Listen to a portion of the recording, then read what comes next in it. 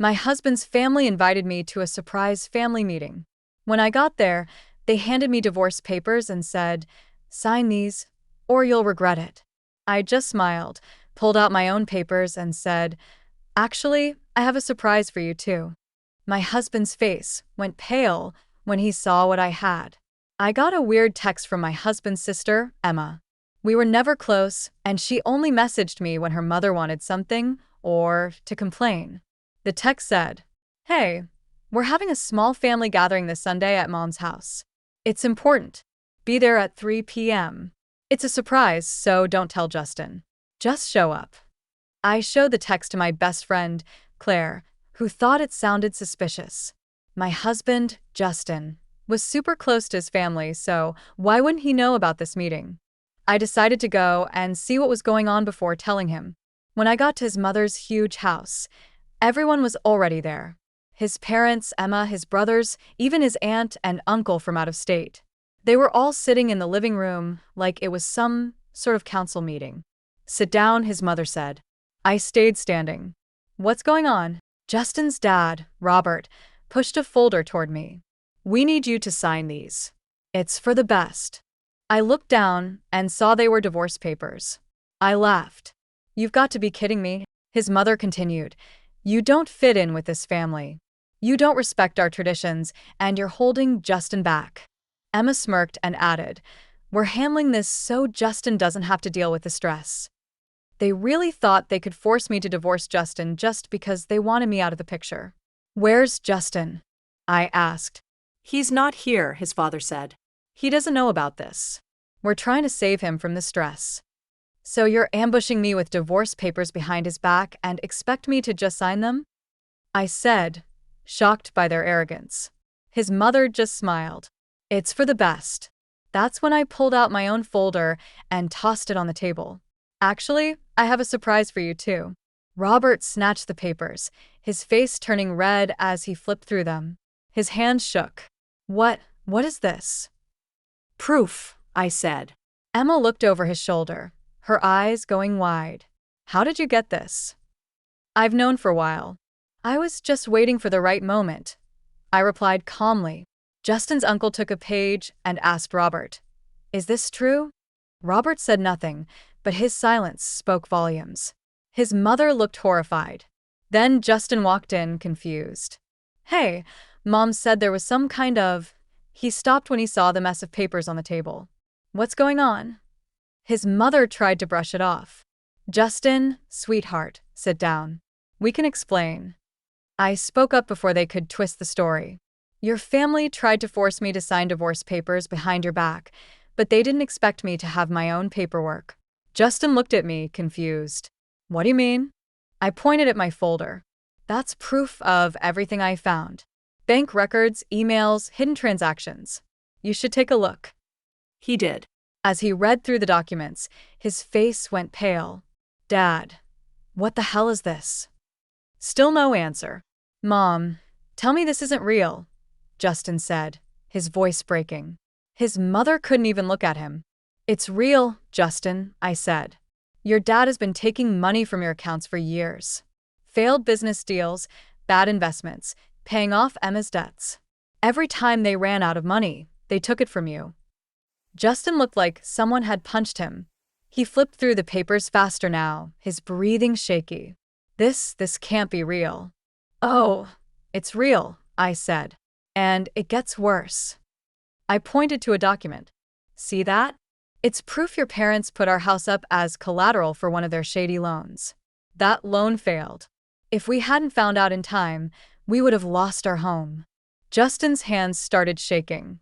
He turned to his father, eyes full of anger and betrayal. "You did what?" His father's jaw was clenched so tight it looked painful. But I wasn't finished. "Your family made me the bad guy, Justin. They made me look like a distraction while they drained your money. And now that I know the truth, they tried to get rid of me before I could tell you." Emma snapped. "That's a lie." I looked at her calmly. "Oh, really?" I reached into my bag and pulled out more proof, copies of her messages. "Maybe explain why you were bragging to your friend about how easy it was to trick Justin into signing financial documents without reading them." Emma's face went bright red. You. I cut her off. I have screenshots. Your messages, your bank transfers, everything. I looked back at Justin. Your family isn't just selfish. They're criminals. His father slammed his fist on the table. Enough. I looked at him, not scared at all. You don't get to decide that anymore.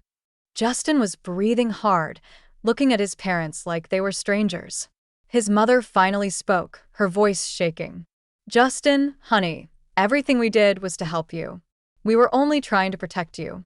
Justin's voice was sharp and broken. Just stop. His mother flinched, fear showing in her eyes. For once, they realized Justin wasn't their puppet anymore. He looked at the divorce papers they tried to force me to sign, then at mine, the ones I'd brought to end their control over him. His voice was quiet but firm. What do we do next? I smiled. First, I said, sliding a pen across the table, sign my papers. Justin stared at the pen. His hands were still shaking, but his angry eyes stayed on his parents. His mother looked pale, lips pressed tight. His father looked like he was about to explode. Emma was fuming. I could feel it. If Justin signed those papers, everything his family built, their control over him, their access to his money, all of it would fall apart. Before Justin could grab the pen, his father jumped up, his chair screeching on the floor. No, Robert yelled, his voice low and threatening. You are not signing that. Justin flinched, but I didn't. Oh, he's signing it, I said. And after that, we're pressing charges. Fraud, identity theft, stealing money, you name it. A forensic accountant will have a blast with this. Robert's face went red, his fists clenched. You think you can walk into my house and threaten me? I smirked. Not a threat, just a fact. His mother's voice shook, but she tried to sound calm. Justin, please, she begged. Think about your family. Everything we did was to help you. Justin looked at her, his voice broken but firm. You stole from me. You lied. You almost made me lose my home. She reached for his hand, but he pulled away like her touch hurt. Please, sweetheart, she whispered. We love you. I laughed. Funny way of showing it. Then I turned to Emma. No smart comments, Emma? No insults? Or are you too busy realizing how screwed you are? Emma's mouth opened and closed like a fish. She looked at her parents, then back at me. Then she snapped. You want the truth? She spat, stepping toward me. I raised an eyebrow. Go ahead. I love the truth. Emma sneered. Fine. You were never part of this family. We only tolerated you. The only reason my parents didn't kick you out sooner was because Justin was too stupid to see through you. Justin's fists clenched, but Emma kept going. You're nothing without Justin, she said bitterly. What will you do when this is over? Justin's success came from us, his connections ours, his opportunities ours. Take him away, and you'll see how fast your life falls apart. I tilted my head. Is that so? Emma crossed her arms, smirking. Yeah, go ahead. Leave. Divorce him. Take your little revenge. But in the end, we win. I chuckled. Then, without breaking eye contact, I pulled out another folder. Her smirk disappeared. What's that? I grinned. Oh, Emma, I said, tapping the folder on my hand. Did you really think I wouldn't dig deep before coming here? I tossed the folder onto the table, right next to the divorce papers. Let's talk about embezzlement. Emma froze. Her father's head snapped toward her so fast it was like he'd been slapped. What? I nodded at the folder. Turns out little Miss Perfect has been stealing money from her own family's accounts for years. Emma's face went pale. That's a lie. I opened the folder and showed the evidence. Bank records, fake invoices, payments to herself disguised as business expenses. And the best part, I said, sliding a specific page to Justin. Recognize this name? Justin read it, his eyes going wide. This is Derek. Emma's eyes went wild. Shut up. Justin looked at her, hurt and angry. The Derek you said was just a friend? The guy you swore you never had anything with? Silence. Wow, I said, shaking my head. Not only did you steal from your own family, but You were funneling money to your side piece. Emma lunged at me, but Robert grabbed her arm. Is this true? His voice was low and dangerous. Emma pulled her arm away but didn't answer. She couldn't. Her father's face twisted in rage. You idiot, he shouted. Do you have any idea what you've done? Her mother's hands flew to her mouth. Emma, tell me this isn't true. But the look on Emma's face said everything. Oh, this was good. Justin looked at me. How long have you known? I shrugged. A couple of months. I wanted to be sure before saying anything. He looked exhausted. Unbelievable. Robert was still angry, flipping through the papers with shaking hands. This is a disaster. Yep, I said cheerfully. And now it's your problem. I turned to Justin. Sign the papers. Let's end this. He looked at me, then at his mother, crying into her hands, his father staring blankly at the table, and Emma, trembling with rage. Finally, he picked up the pen and signed. Their control over him was gone. His father clenched the table, his voice full of anger. You're going to regret this. I smiled. I doubt it. I picked up my papers, grabbed Justin's hand, and walked out of their house, leaving their perfect world in ruins. The moment Justin signed, it was over. I left that house with my head held high, Justin beside me, and his family scrambling to understand how everything fell apart. But I wasn't finished yet. Phase 1. Financial destruction. I handed all the evidence to a lawyer and a forensic accountant. And when you mess with money like they did, the IRS gets very interested. Within weeks, Justin's father's business was under investigation.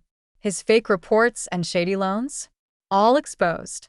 Since they used their house as collateral for failed investments, the bank came knocking. Their big fancy house in Charleston? Gone. Their luxury cars? Repossessed. Their family business, passed down for generations? Collapsed under lawsuits and unpaid debts. I heard from a friend that Justin's mother had a total breakdown when the bank took their house. Did I feel bad? Not at all. Phase 2. Emma's downfall.